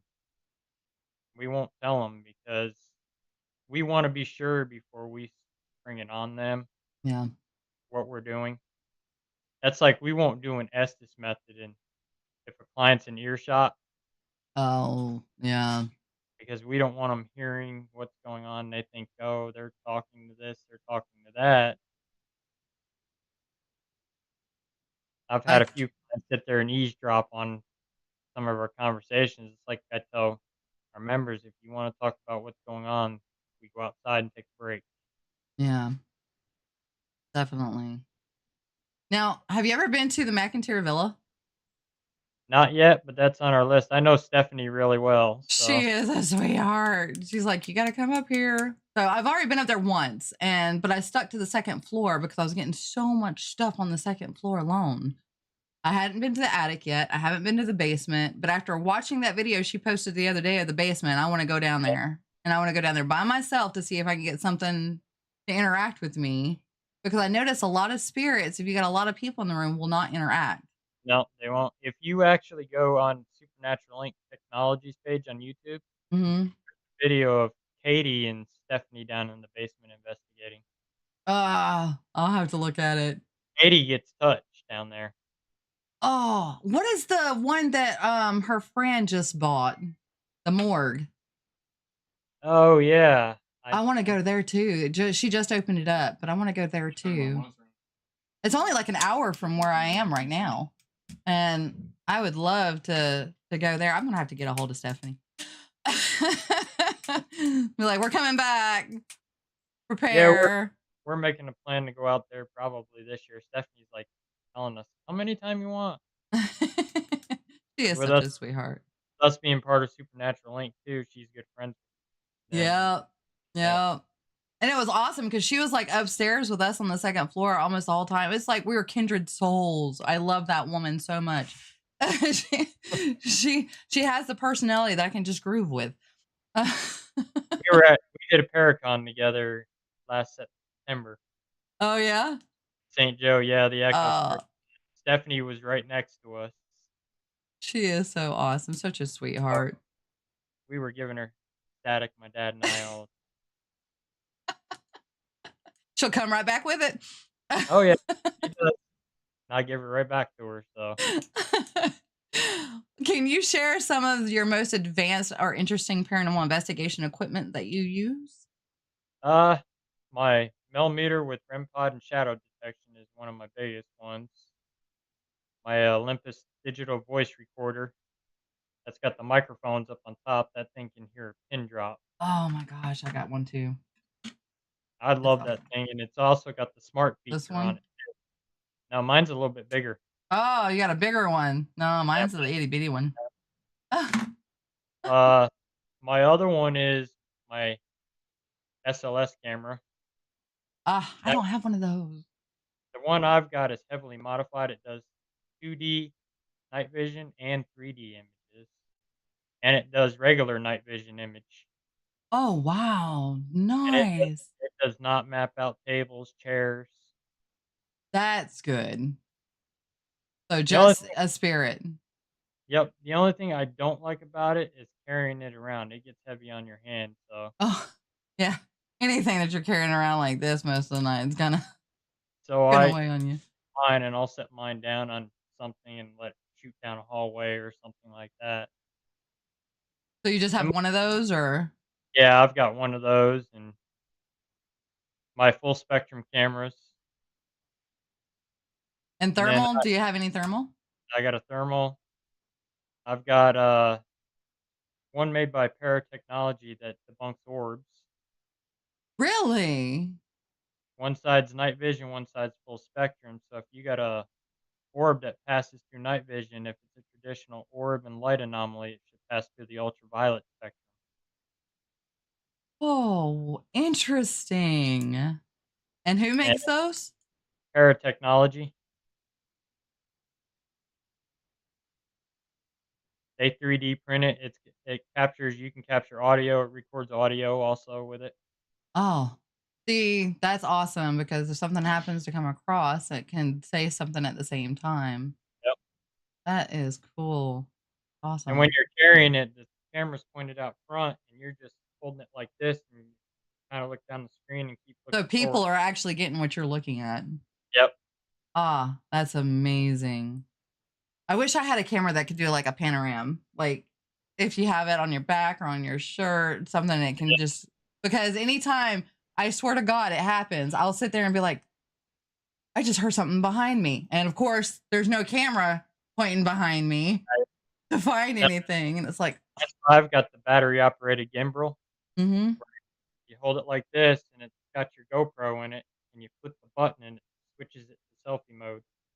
Oh, sweet.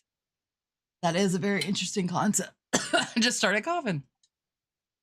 And then, there was a group out of Texas that I was a guest on the podcast, and they bought these glasses that have built-in night vision cameras in them. So, say you hear something beside you, what's the first thing that turns is your head. Well, Yep. them cameras, your head's gonna turn and you're gonna see it. What I would love to have though is a camera that's going to be like, when I say panorama, is because usually you'll hear it, you'll turn to look, but there's nothing there. But if there Yep, was something there before you turned, yep, I would love to be able to have. That's why I like having like DVR cameras, like one facing one way and one facing the other way. That way it's got the whole room. and So if that's something happens, I've got 16 DVR cameras plus 3 wireless. mm, or Yep, situations like that, because yep, it's hard to say something is real. Like I saw this one and I had this paranormal group just crawl my ass for it because they were sitting there in a group. You have this camera facing them and her facing her back. You see her hair being tugged, but you can't see the front of her to say that she's not doing it. And she's like, "Well, I swear to you, it wasn't me." I'm like, "I'm not saying it was you. I'm just saying that there's no proof stating that it right, wasn't you. You should have cameras all around you so you can prove that wasn't you." And I hate doing that to people because there's like, "Oh, this amazing find." It is amazing, but at the same time, can right, you prove that you didn't do it? and that's a good thing with DVR cameras. I mean, we captured a she's a former member now. She will never go with us again after her experience. Oh no. We caught her on camera in this haunted movie theater we do in Marshall, Missouri. She's sitting in the chair, and you can see me in the back in the middle row. Her husband's off to the other side in the very back. She gets up because she thought she had something in her eye. Goes back to her husband. He looks.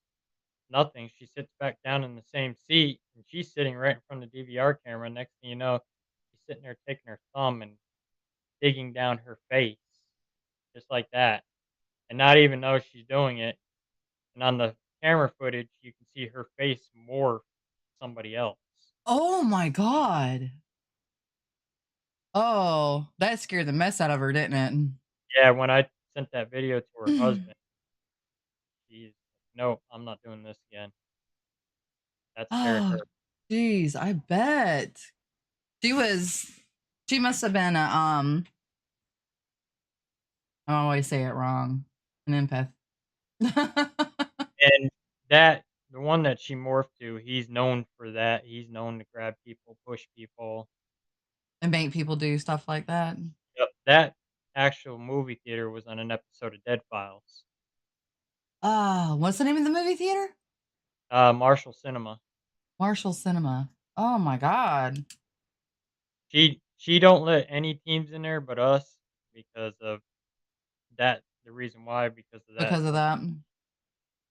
Now, do you like whenever you go to big places like that? I know you do like you vet out um the personal ones, but whenever you go to big places like that, do you also do research before you go, or do you wait until after? Yeah, we do it before we go, so we kinda know what we're walking into, looking up names, so we know who we can talk to during the EVP sessions, and, Now, do you like, think doing? Go ahead. Sorry. the case with the movie theater, we knew the history because of Dead Files from Steve DeShalvey finding all the history, Now, do you think and doing that kind of plays on the subconscious a little bit whenever you go in? it can for, like, your newer investigators like me, it don't. But if for a Even new though group, it might. yeah, for, like, Um, your ones that aren't seasoned, it could, because they're but not sure what they're looking for. yeah, for, like, me that's been doing it for 30 years, it doesn't anymore. Like, we went out to, the grave sites of some of those that died in that movie theater. Oh wow. How did that go? Not too bad. The one Nellie Price, she was kidnapped about 100 feet from there. She was waiting for her date, and she never made her date. She disappeared for 17 years. Well, they found her strangled in the Missouri River on a sand barge 17 years later. She just her body just came onto a sand barge Yep. after. Yep.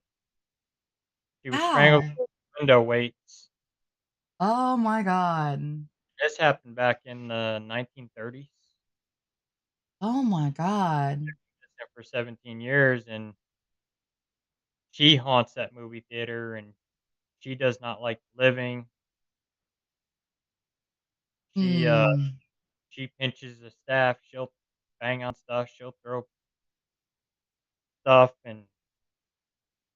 She's pissed off. She was uh, murdered.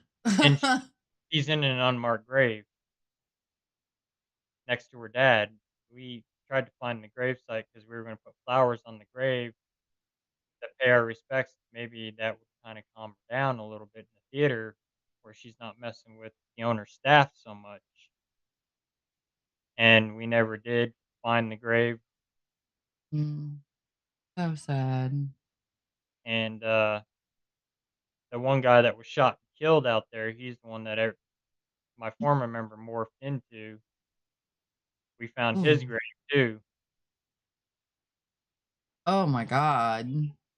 and Amy Allen, when she did walk through there, she picked up on a bunch of stuff, and Gosh. everything that she picked up on, we were able to back up with evidence. I think Wow. we got about 50 or 60 EVPs out of there, Class A and B. Oh my god. Crazy. Awesome finds. And we're going back there this year. Amy Allen thinks she picked up on bodies buried in the basement, so we're actually gonna go try to search for them. Oh my goodness. And they're supposed to be kids. No way. There's tunnels in that movie theater under the floor. If you go under the There's stage, tunnels? yep, if you go under the stage in Cinema One, you crawl back in there. There's a tunnel that leads right out under the floor, pops up through the floor, and then it goes out to the street. What were they doing in these tunnels? Do you know? Probably bootlegging Bootlegging? because that was big Mm, 20s, and a lot of yeah. a lot of it's collapsed now. A lot of it is what? I'm sorry. A lot of them are collapsed now back in there. Oh, so you can't get far. But We went up in the balconies that been untouched since the 20s. Nobody's been mm, up there. We were the uh, first ever to go up there and investigate up there. like it's kind of like the tunnels in is it Seattle? The Mhm. underground tunnels in Seattle. I'd love to go see those. And weren't there some underground tunnels from the Stanley Hotel too? Yep. Oh my gosh. All There's an these tunnels. there's an underground tunnel in Chillicothe, Missouri. When I was working as an electrician, we were digging an underground power line to a building, and the guy actually exposed the tunnel. Oh. Now, did the city know that these tunnels existed and they They just knew they knew because they found it the same tunnel a little bit further away on the same property. hmm. The walls are cinder blocked in it. Oh my god. I wanted to go down in it and check it out, but they wouldn't let me. Oh. They were afraid it would collapse on me, so they wouldn't let me go down there. Yeah, Like, liability. said, "You never know, I might find some gold in there or money, we could split it." Dead bodies? Yeah, it might be bodies in there, but it leads to the courthouse. Huh. So that was Yeah. their escape if something happened, Mm. escape there through those tunnels, and The it comes out secrets they weave. yeah, it comes out by the railroad tracks, by the railroad station, so they could get right on the train and outta here. uh, oh my goodness. What advice would you give to, say, those who believe they're experiencing paranormal activity in their home? Uh, document it, get a timeline going. Don't provoke it. Don't communicate with it. Just go ahead and call somebody like us to come in, because if it is something dark, you don't want to be sending that invite, because if it's something dark, it disguises itself very well. It lies. And then even with a regular spirit, don't thrill seek. Look for it. Right? There's many clients we get called that they just want to experience it. So they call us in because they're interested in what we do. And we had one case. We lady called us in. She was experiencing stuff in her house, so we set up. We went out to dinner. Come back. There's like 12 people in the house. I Oh said to my her, god. "What? Why is there 12 people here?" She says, "Oh, I invited my son and grandkids over." I said, "My team's not a circus act. We're not here for amusement. We're here to help you, not for show." Wow. I said, "If you want to see a show, come find us at an event or a Paracon or something like that." My goodness. That is sad. And that's even, we had Want one case where recognition. somebody brought weapons in. We had a guy bring a gun in. On a Uh, case, we were at a guy's house and we said no weapons. His son-in-law shows up and I got an investigator in one of the rooms doing an EVP session with another investigator, and here he's walking down the hall because he heard a sound and he pulls his gun. Told the guy, "You either get him out of here or we're packing up and we're leaving." oh my god. Why did he even come out there? I don't know. And told him, I was like, "Why are they even here? It's only supposed to be you guys here." Mhm. See, that's one of the reasons a lot of people don't do personal homes anymore is because of crazy shit like that That's happens. what we tell our clients the first, when we talk to them: no guns, weapons. If you're using or doing alcohol, no drugs or alcohol for 48 hours prior to us coming. Yep. That way they're sane in the head and they're clear. Yep, Oh my goodness. Yeah, a lot of people don't seem to realize that. There's this risky business and we don't do this for money. We do this to help people out. yep. And a lot of people don't seem to realize that. We Now there don't are charge go ahead. investigation or home cleansing. Everything is free of charge. What do you think about some of these teams that are out there charging for it? Because I heard just recently there was some actual churches charging Yeah, I don't. for I mean, it's something if the client wants to give you gas money or something. yeah, that's different. That's their donating for it. You never ask for it. Mm-mm. We've had clients offer us dinner too, Yeah, and I mean, we don't ask for nothing. We're just coming out there to help. that's the biggest thing. You're out there to help, not to try to make money off of this. This Our isn't a first make money deal. client case there, that demonic case, we're like family to them now. They invite us out to dinner to their That's house. We awesome. go over there Thanksgiving with them. That's awesome. Awesome. You She, can make a lot of family in this field. she actually supplies our cleansing salt. Awesome. That's That's her, awesome. that's her way of saying thank you to us. Yeah. Did. That is awesome. Helping out is always a key thing. And a Yep, lot of people sit there and say they don't believe in para-unity, but there's a lot of open-minded people out there that will believe in para-unity, especially people like you and I that will sit there and refer yep. other people, you need to go Ones that here, you need to go there. are genuine, that do it. I mean, some of this pair unity is trash. I mean, it's the drama in this field is just nuts right now. Who can cut whose throat? Who can talk about this one? It's It's like the more sad. you get noticed in this field, the more drama you take. Yep. And that's We've the been sad part. we've been victims of it, especially with me being related to the Warrens, and Yeah, my family takes a whole bunch of it, and they still do now. that's sad. We still take some of it too, and we've been accused of being liars and ego built and show off for our friends and family, and Oh my. we've been harassed. For 2 years, I was harassed by former members, and Wow. That's sad. I'm sorry. we're just us. We won't work with very many teams because Yes. of it. That's exactly right. It's hard to work with teams that are going to sit there and cutthroat you and We'll work with backstab you. Potters and Keith and Carl Johnson, John Zaffis, Nesper, Get Haunted. Hmm. Um, those are, and then all the Cold Spotters teams will work with them.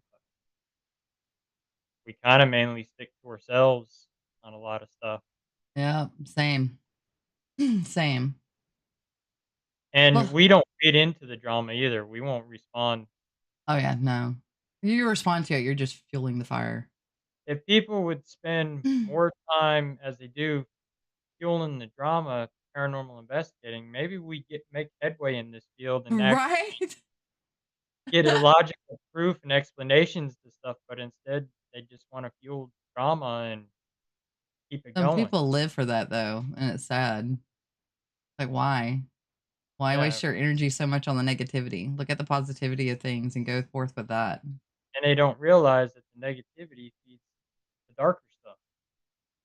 Yeah, The more you keep feeding that negative, the more it's going to latch onto you. definitely. There was one person that was starting drama, and I told him, I said, the more you keep feeding the drama, people see that they're going to want nothing to do with you. They don't want that negativity.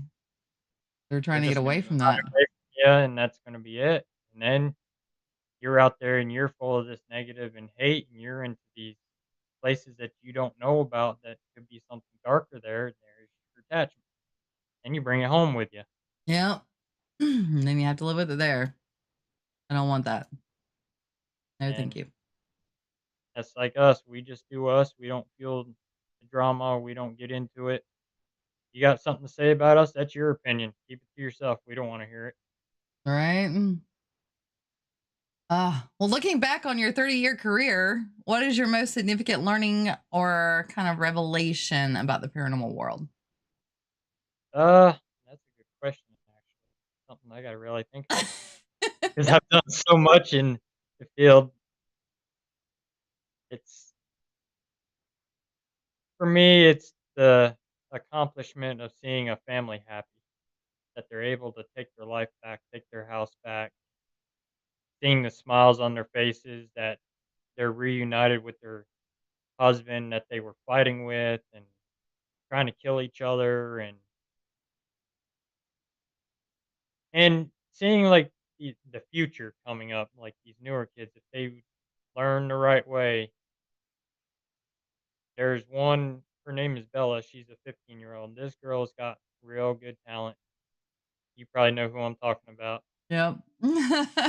Real good kid. We got to investigate with her at the Warrensburg courthouse when we did the event. That Oh, girl is a little solid investigator. She's good at what she does, and she's got a future in this field. and that's good And because she is honest. yeah, she is, and her mom's a nice lady too. Her mom supports her. They travel all over the place. That's But awesome. if with the negativity they get with these wrong groups, they're not going to learn the right way. They're going to learn the wrong way. Yep. And intentions is everything in this field, especially when you're doing your spirit box sessions. If you don't set that right intention, it's not going to be good for you. Mm-mm. Not Like I at was all. telling you earlier, I mean, I've got battle scars from things. I've got scars on my body from being attacked, and I've been thrown, I've been pushed, I've been hit, I've had stuff thrown at me. Gosh. I've got 3 scars on this arm from a demonic entity scratching me. Oh, geez. Was this before you started going Oh, into? this was only a couple years ago. Oh, geez. Wow. That was a case emergency case we got called out on in Oklahoma. That's where I'm at. It was on the Trail of Tears. The mother called us out because she was worried about her 2 grandkids. They were 2 little boys, and then her granddaughter was 19. She was worried about them in this home because their father was devil worshiping. He had a book on witchcraft and how to sacrifice and kill people. They were using a Buddhist sing bowl for demonic practices. He had the goat head's necklace, Oh my and god. he conjured something up in his house, and it was bad, and it was a strong one. Has he And changed his ways? no, he diverted right back to the way he was, and he tried to kill his girlfriend. She dove out of a moving vehicle at 70 miles an hour to get away from him. My god. He wouldn't do our cleansing. I faced that demonic entity head on, and And paid the brunt of it. yep, it was basically telling me, "You better leave." But I stood my ground. I didn't back down from it. Gosh. I wear blessed medals, and when I go out, I've got a Saint Benedict's medal that's blessed. My dad wears a blessed crucifix. I have a blessed crucifix that I got from Padre Casey that I take with me. I have an what they call an "oh shit" kit for For shit stuff like like that. yep, put everything from blessed salt in it, holy water. I do use sage, but I use that on regular. Your demonic does not respond to sage. That just Hmm. pisses it off. That pisses it off. Yep. They Does don't they've upped their game to that 'cause too many people use it. Yep. They'll just go laying dormant somewhere and hide, making you think you got rid of it, and then as soon as the smoke clears, it's back out again, and this time it's even angrier and stronger. Oh my gosh. Ugh. Yep. That's why you don't go in and do a cleansing without knowing what you're doing.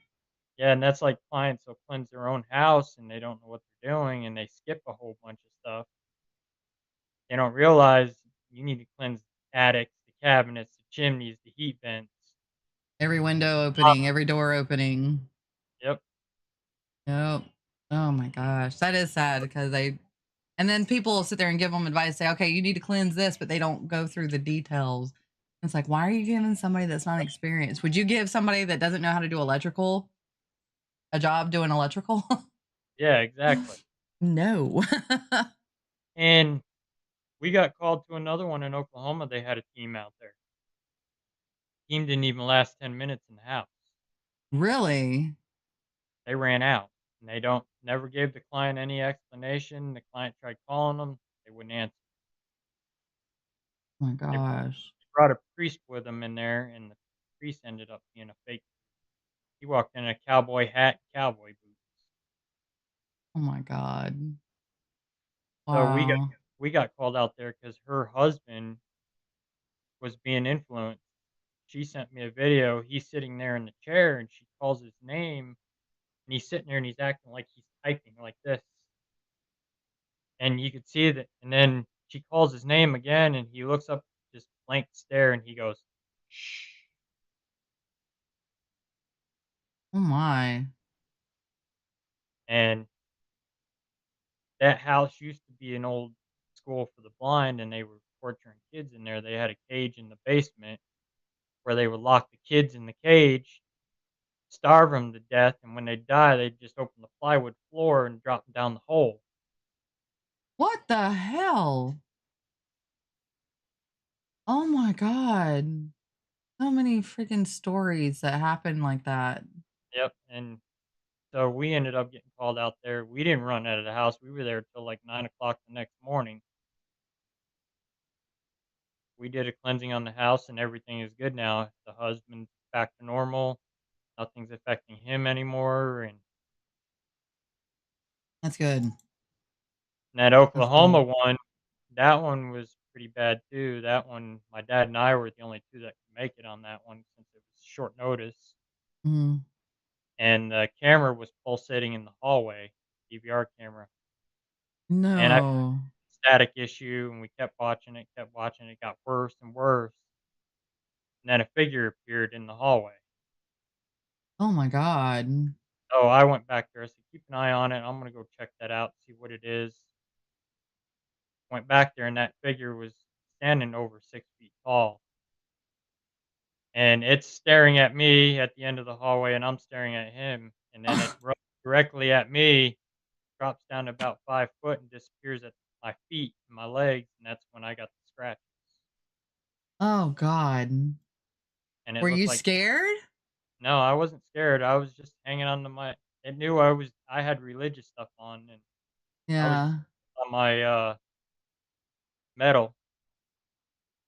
Oh gosh. That probably would be what would scare me is something demonic. Because I have yet, knock on wood, experienced anything that scared me in the I paranormal said field you're yet. very rare, you'll get Yeah. 1, maybe 20 cases that are demonic. Well, coming on our closing, looking, how do you see the field of paranormal research evolving in the coming years, and any emerging trends or technologies that you're excited about? Uh, I think it's gonna start being good, it's gonna but now with the new technology coming out with AI and all that stuff, Mm. probably gonna advance the field even more, and, like, KD's got his new method out now, the knock he calls it the Knox method, The where Knox method. it's got the AI that types everything out, and it's actually connected into the spirit box. You don't hear the spirit box, you're just asking the questions, and it's typing it out, and the AI is typing it out what the spirit box is saying. Oh, sweet. That is awesome, except that I've noticed that AI sometimes has a problem with Spelling, I've noticed that. and like me, I'll sit there and do a voice to text to try to get AI to type out what I'm saying, and because of my accent, it doesn't Oh, understand yeah, a I lot do of that too. It doesn't for me either, and, but that method with KD, I was kinda skeptical on it till I was watching one of his live sessions with it, and it Mhm. actually typed my full name out. Really? Oh man. I'd like to see one type my full name out. Then I'd be really Yeah, it typed my full name out, KD couldn't believe it. I couldn't believe it, Oh my and gosh. shortly after that, my name got called in an Estes method live on, Supernatural Inc., Greg Cosse's When Spirit Connect show. Oh wow. See, I love it whenever they call my name out because you don't hear Shauna. And he's connected with different people from all around states. They're doing Yeah. the method live, Oh, that is interesting. And and it called you out. they called me out and said, "I can help, and That you is need to get awesome. him." And about that time, I was actually assisting on a case in Ohio involving Oh. involving a little boy, Oh, wow. which And it said you could help. I took a special attack in that case because that's something demonic Oh no. in that case, because there's a God.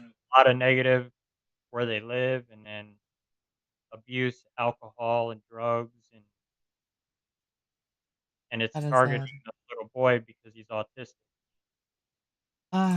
And do you think it targets those with It more mental targets issues? anybody with, disabilities, any past trauma, because to that, you're an easy target. Yeah. And with kids, they're innocent, their brains aren't developed, they're not taught yet what's real and what's fake, to be skeptical and then be more closed off, so they're more open to it. Yeah. That's why for us, if they got kids in the home, we'll drop other cases to go deal with a kid first, Definitely. Kids come first always. Always. and we've done quite a few involving kids. Well, thank you so much for all that you do for everyone, Russell. Thank you. Now, go ahead and as closing, tell everybody where they can find you. Tell everybody what you're going to be doing. What's in the future for Russell Reynolds? You can find me on Facebook at Beyond Life Paranormal Research Missouri, Cold Spotters, Missouri. You can find me on Instagram, Beyond Life Paranormal Research Missouri. You can find me on TikTok, BLPRMO. You can find me every Saturday night on Supernatural Inc. at 8 o'clock Central with the Beyond Life Paranormal podcast. We're going to be Smoky Mountain Terror here at the end of May, at Euro Shrine at the end of May. That's the event right after Smoky Mountain Terror. We'll be at Border Town Paranormal in September. We'll Woohoo! be at, we'll be at Rock Island Paracon in October. That's October 4th. You can come out and see us. Come out and see Annabelle. Annabelle will be there. The Warren Nice. team is bringing out all the artifacts from the Warren's Occult Museum. I don't know exactly. I do know for sure Annabelle, the Shadow Doll, and the Fire Doll. I don't know what else they're bringing. You may even see my haunted dolls there We in the Warren's Occult Museum. And I've got some future projects in the works where I'm in the process of writing a book. awesome. I'm also writing a movie. Awesome. I'm writing a horror movie based on an urban legend. That's Oh, the true urban legend of Pennsylvania. gonna have to get you back on the show. And I'm almost done with the movie. The book is probably going to be about 15 chapters. It's going to talk about paranormal equipment, and then it's going to dive into my cases, some of my notable cases I've done, Oh, and awesome. other demonic cases that I've done too. I'll have to get you back on and promote your book too. Yeah, I'm hoping to have it done probably by middle of summer. Middle of summer? Ah, And then, awesome. then we've got a merch line coming out through Supernatural Inc. If you want to support the podcast, support the team, you can find the merch on Supernatural Inc. Awesome. And then we've Well, got filming projects coming up. oh, We you can't do? we can't dive into that yet, so and give any Another details. reason to get you back on. Well, And thank you. Oh, go ahead. Go ahead. then we're going to Tennessee to the Smoky Mountains to investigate the legend of the Tennessee Wild Man and the Pharaoh people of Tennessee. Oh man, then you should go to West Virginia and do Mothman.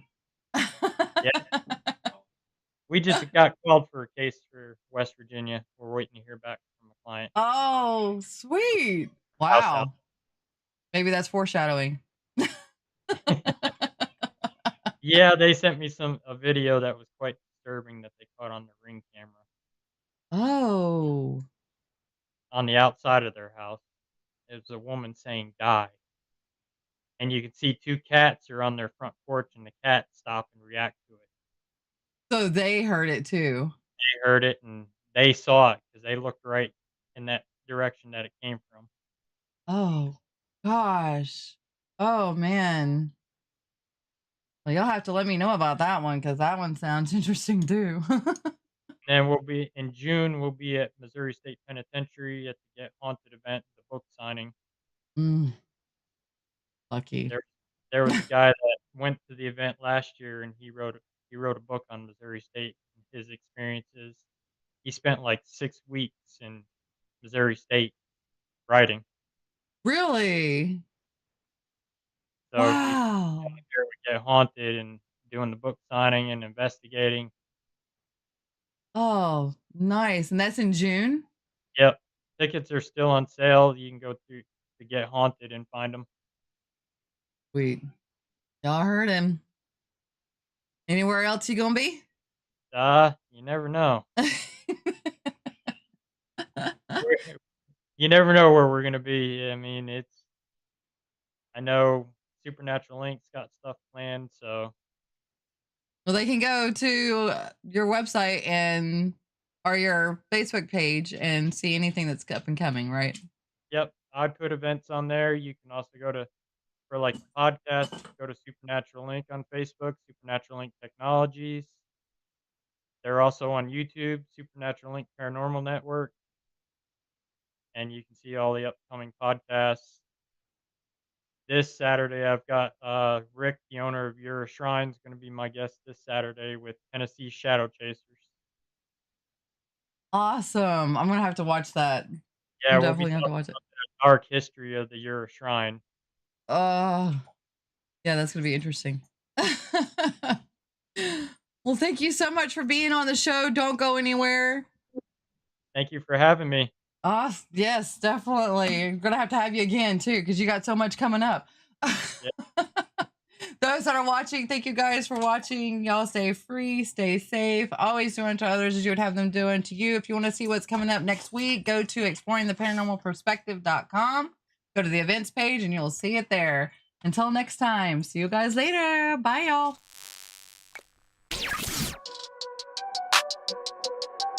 Switch it on and come along. Haunted houses all night long. Gaming streams and ghostly scenes. Just chatting with the in-betweens. IRL, she's on the case.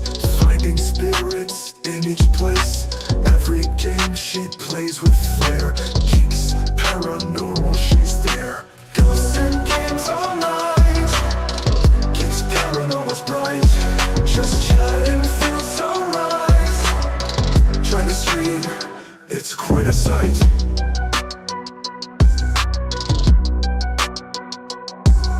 From the haunted house she flies, gaining worlds under the skies. Chat and laugh, let's have a blast. Geeks paranormal here at last. Ghosts and games all night. Geeks paranormal's bright. Just chatting feels alright. Try to stream, it's quite a sight.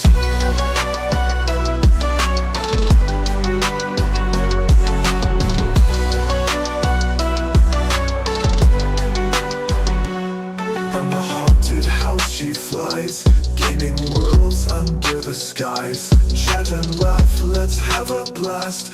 Geeks paranormal here at last. Ghosts and games all night. Geeks paranormal's bright. Just chatting feels alright.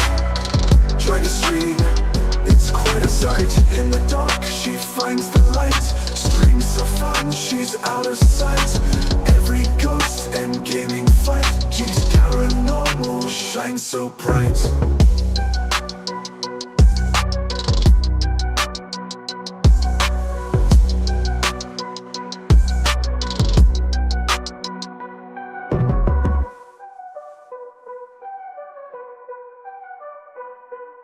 In the dark, she finds a light.